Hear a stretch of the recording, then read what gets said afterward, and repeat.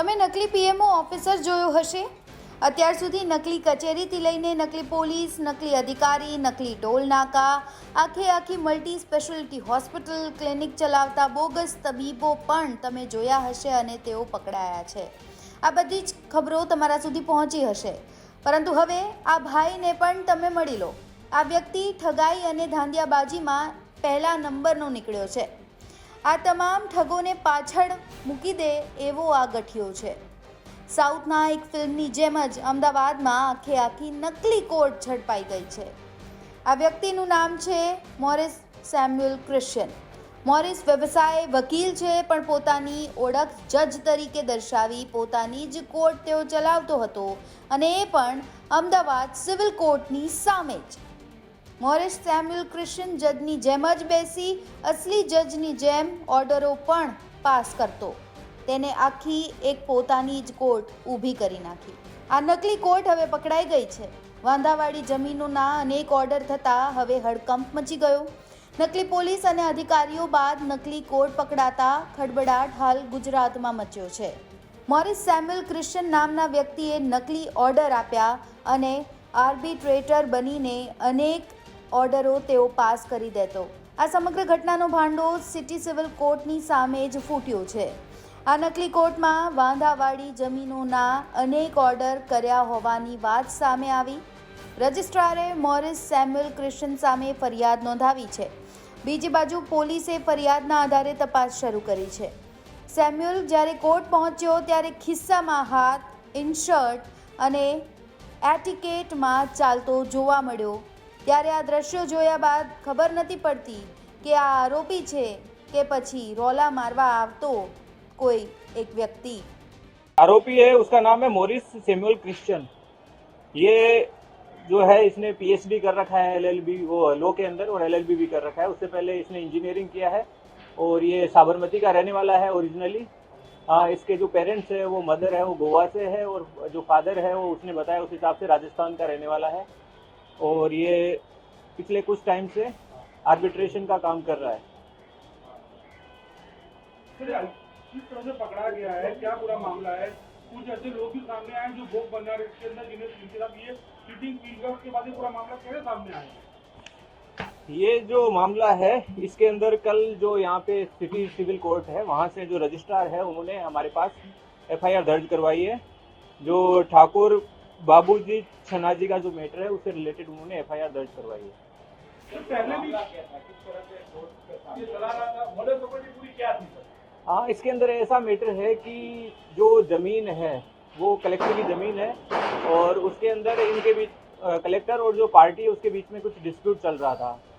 तो इसने जो पार्टी है उसकी तरफ से एज ए आर्बिट्रेटर ये निमणूक हुआ। उसके बाद इसने कलेक्टर के साथ में नोटिस वगैरह भेजा। नोटिस भेजने के बाद जो एक्सेप्ट हो गया वहाँ से, तो इसने अपने साइड से ही सब कुछ करके और उसमें फाइनल अवार्ड है वो दाखिल कर दिया उसमें, जिसमें इसने 2000 स्क्वायर गज जितनी ज़मीन है वो उस पार्टी को दी, और 10,000 स्क्वायर गज जितनी ज़मीन है वो गवर्नमेंट के जो सामने कलेक्टर है उसको दी है। सर अब तक कितने ऑर्डर इसने पास किए होंगे, कितना सामने आया? अभी उस बारे में तपास चालू है, तो वो आपको कुछ टाइम के बाद में हम बता पाएंगे। तो इसका पूरा स्टाफ कितना रहता था, कहाँ पे पूरी ऑफिस सेटअप करके रखा था? अभी तो हमारे पास ये इंडिविजुअली मिला है, इसके बाद हम तपास करेंगे, क्योंकि अलग अलग मैटर है वो अलग अलग आदमी इसके पास लेके आते होंगे, और जो मैटर लेके आते हैं उसके हिसाब से कौन सा मैटर लेके आते थे ये स्पेसिफिकली टारगेट करते थे। जो एएमसी और जो कलेक्टर है उनके जो ज़मीन है उसका मैटर को ये टारगेट करते थे। सर ये भी बात सामने आई है कि हाई कोर्ट ने इसको पहले कुछ साल पहले इसको एक आदेश भी दिया था, इसको कुछ फाइन भी किया था, और दोबारा ये ऐसा नहीं करेगा, ऐसा कुछ मतलब उससे लिया था, बायदरी लिया था। कुछ मामला ऐसा कुछ सामने आया आपके साथ? हाँ, जो हमारे को भेजा गया है कोर्ट से उसके अंदर लिखा हुआ है कि इसने कंटेम्प्ट ऑफ कोर्ट इसके अगेंस्ट इश्यू हुआ है। इसका पास्ट का जो है वो क्रिमिनल हिस्ट्री भी है, जिसके अंदर 2015 के अंदर इसने जो सेक्टर 21 और 24 गांधीनगर है वहाँ पे इसने ऑफिस रेंट लिया था, और इसमें 2015 में इसके अगेंस्ट मणिनगर में एक एफआईआर रजिस्टर हुई है जो चीटिंग की है। उसके बाद उससे पहले 2012 में चांदखेड़ा में, और क्राइम के अंदर 2007 में भी एफआईआर रजिस्टर हुई है। तपास अब कौन सी दिशा में की जाएगी, क्योंकि सर वो एक बहुत बड़ा मतलब मास्टर माइंड है, उसकी मॉरल प्रॉपर्टी अलग है। कौन कौन से मुद्दे ध्यान में रखे जाएंगे? ये मेजोरिटी जो है वो सिविल मैटर्स है। सिविल मैटर्स के अंदर जो तपास है वो जो कागज़ बनाए हैं उसने उसी के ऊपर चलती है। तो हम जो भी उसने कागज़ बनाए हैं, जो भी उसने ऑर्डर इशू किए हैं, जो भी अवार्ड इशू किए हैं आर्बिट्रेटर तरीके, उनको हम तपास करेंगे उसने क्या किया है, उसने कितने लोगों के साथ मिला हुआ रहा है, और उसके बेसिस पे हमें जो भी चार्जेस उसके अगेंस्ट होंगे उसके हिसाब से चार्जशीट की जाएगी। कितने साल से इस प्रकार से काम कर रहा था, कुछ ऐसा? पूछपरछ में ऐसा पता चला है कि 2002 में इसने LLB की डिग्री ले ली थी, मतलब उसके बाद ये लॉयर तरीके काम कर रहा है। बाकी पार्टियों को क्या बताता? गुप्त दर्ज है ऐसा बताता था, क्या बताता? ये ऐसा अभी कुछ तपास में सामने आया नहीं है, जब आएगा तब उसके बाद में तब बता पाएंगे। प्रॉपर्टी कितनी है अभी तक? बैंक अकाउंट को जब चेक किया था? ये हमने कल शाम को इसको अरेस्ट किया है, तो अभी इस चीज़ में टाइम लगेगा। जो है इन्फॉर्मेशन है इकट्ठी की जा रही है, एक बार आ जाएगी तो आप लोगों के साथ शेयर कर दी जाएगी।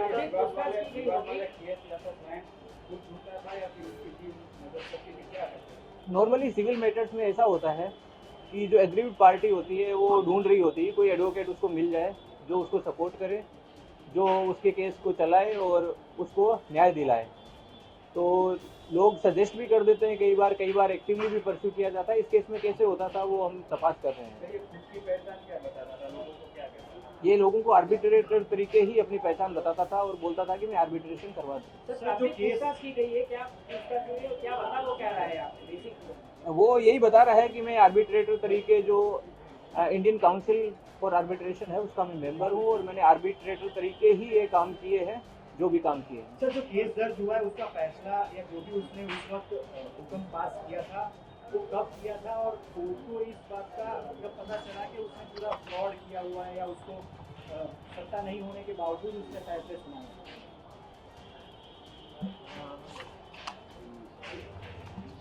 डॉक्यूमेंट चेक करने पड़ेंगे, बहुत सारे डॉक्यूमेंट। अवार्ड कब हुआ था ये? 2019 में। नहीं 2019 में नहीं, पहले का हुआ है। अवार्ड है हाँ, आर्बिट्रेशन का ट्रिब्यूनल जो है उसका हुक्म हुआ है और रेवेन्यू रिकॉर्ड में 7/12 में दाखिल करी। एक मिनट, ये कहाँ है रिपोर्ट है? हाँ, आर्बिट्रेशन का जो फाइनल अवार्ड इसने दिया है वो 30/3/2019 को दिया है। ठीक है। कलेक्टर का ही था ना?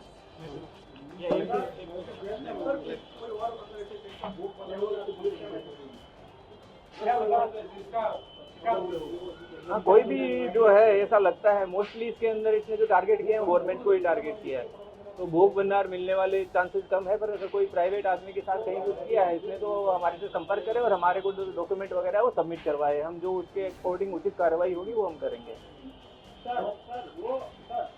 वो खुद को नकली आर्बिट्रेटर बताता था या जज बताता, वो अपना होता बताता? जो हमने चेक किया है वेबसाइट पे उसके हिसाब से वो नकली आर्बिट्रेटर नहीं है, आर्बिट्रेटर तो असली है वो, लेकिन वो काम है वो एक पार्टी की तरफ से करता था। आर्बिट्रेटर का काम ये होता है कि वो दोनों पक्ष की सुने और उसके बेसिस पे एक अच्छे डिसीजन पे आए जो दोनों साइड के लिए अच्छा हो। इसमें ये ऐसा करता था कि जो पार्टी है ग्रीव पार्टी, ये उसी की साइड की तरफ सारा का सारा करता था ताकि कुछ ना कुछ उसको दिलवा सके। हाँ, आर्बिट्रेटर असली है। आर्बिट्रेटर को किसी केस का फैसला देने के लिए कोर्ट की तरफ से कहा जाता है, समाधान कराने के लिए? उसके लिए आर्बिट्रेशन का अलग से एक्ट है, उसके लिए आर्बिट्रेशन का एक अलग से एक्ट है, उसके हिसाब से ये लोग काम करते हैं। तो ये जो मामला सामने आया है जिसमें उसने कलेक्टर और जो पत्रकार की जमीन का जो भी उसने हुक्म प्रचार किया, उसके अंदर उसको आर्बिट्रेटर के तौर पे नियुक्त नहीं किया गया, वो अभी तपास का विषय है। उसके अंदर हमें डॉक्यूमेंट वगैरह कलेक्ट करने पड़ेंगे कलेक्टर ऑफिस से, बाकी अलग जगह से। प्राइमा फेसी जो FIR हुई है उसके बेसिस पे हमने उसको अरेस्ट किया है, उसके अंदर ये सारी चीज़ें हैं। उसके बाद क्या तपास में आता है, कौन सा डॉक्यूमेंट क्या है, उसकी चकासनी करवाना, FSL से चकासनी करवाना, डॉक्यूमेंट के बेसिस पे ये पूरा केस चलेगा और उसके अंदर टाइम लगता है थोड़ा सा। तो आरोपी खुद को आर्बिट्रेटर ही बता रहा है मतलब अभी? हाँ, वो आर्बिट्रेटर ही बता रहा है और हमने जो इंडियन काउंसिल फॉर आर्बिट्रेशन की जो वेबसाइट है उस पर चेक किया, वहाँ पे भी उसका नाम दर्ज है। वो भी हम वेरीफाई कर रहे हैं उन लोगों को, ऑफिशियली हम वहाँ से कम्युनिकेशन आएगा तो आप लोगों को बताएंगे अगर कुछ डिफरेंट आता है तो। इसका उदाहरण हम गांधीनगर से हुआ था। ये जो है ये मेनली एक्टिव था कलोल, मानसा, दहेगाम और गांधीनगर जो कोर्ट है ना वहाँ पे मेनली एक्टिव था। ठीक है सर, ठीक है, थैंक यू। क्या ये इतने कॉम्प्लिकेटेड केसेस होते हैं ना सिविल वाले, उसमें ये इतना बड़ा तो वो जो है ना हाँ ये कोर्ट ने इतना लंबा भेजा है हमारे को, तो समझ सकते हो आप कि कितना होगा। નકલી જજ મોરિસ ક્રિશ્ચને વડોદરામાં પણ કૌભાંડ કર્યું છે. વડોદરા નજીક કોટાલી ગામની સરકારી જમીન પચાવી પાડવાનું ષડયંત્ર તેને ઘડ્યું હતું. મહત્વનું છે કે મોરિસના 11 દિવસના રિમાન્ડ છે એ મંજૂર થયા છે. આરોપીના વકીલે કહ્યું છે કે સિંઘમ પોલીસ અધિકારી માર મારી શકે નહીં. મેડિકલ ઓફિસરની તપાસમાં માત્ર નખની ઈજા બતાવવામાં આવી છે. ત્યારે હવે આ મુદ્દામાં શું નવા વળાંક આવે છે જોવું ખૂબ જ રસપ્રદ રહેશે. બ્યુરો રિપોર્ટ, ગુજરાત તક.